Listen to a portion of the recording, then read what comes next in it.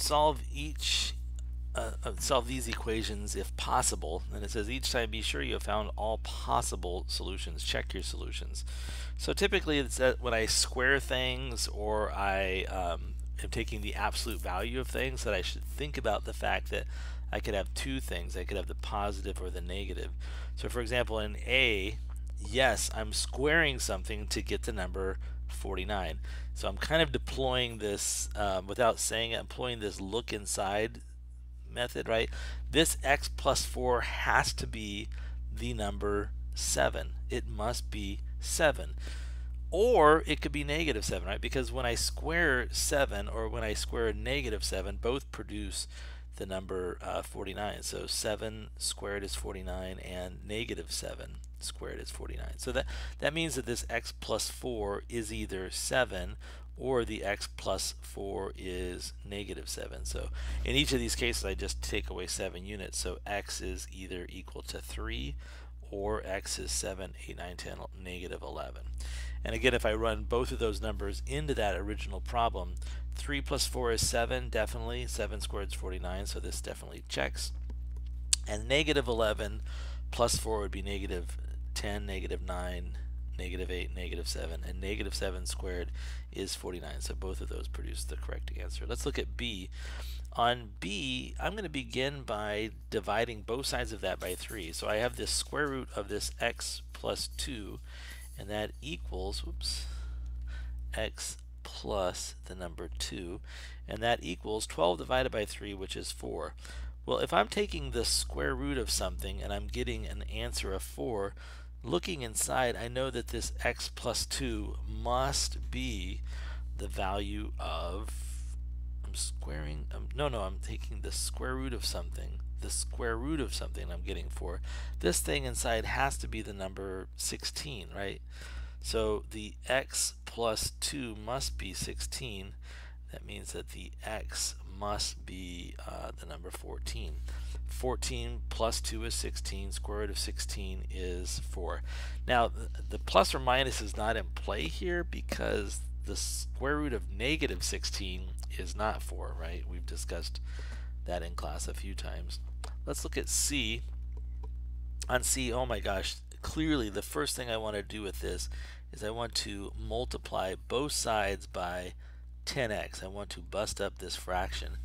And as I distribute that 10x, the factor of 10x across both sides, all terms on both sides, this becomes 2 times 10x over x plus 3 times 10x over 10, and that's going to equal 13 times 10x over 10. So if you look carefully, you can see that yes, everything got a 10x. The 2 over x got a 10x, the 3 over 10 got a factor of 10x, and the 13 over 10 got a factor of 10x. So every single term on both sides got new factors of 10x.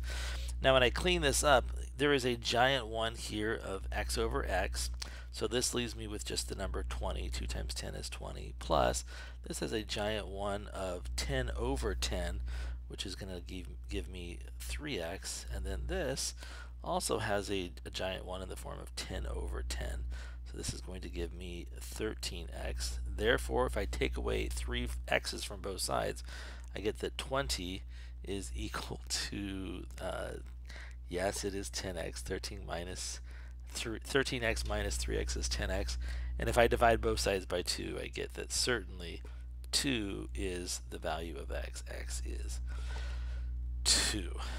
Now, if I go back in and I look at that, this is basically saying if x is 2, this means 1 plus 3/10 should be 13/10. And for sure, because 1 is 10/10, right? 10 over 10 is 1.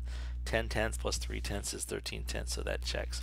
So that is the answer for C. And then finally, I have no room for it at all, so I'm going to grab this and just move it over here and make some room for part D.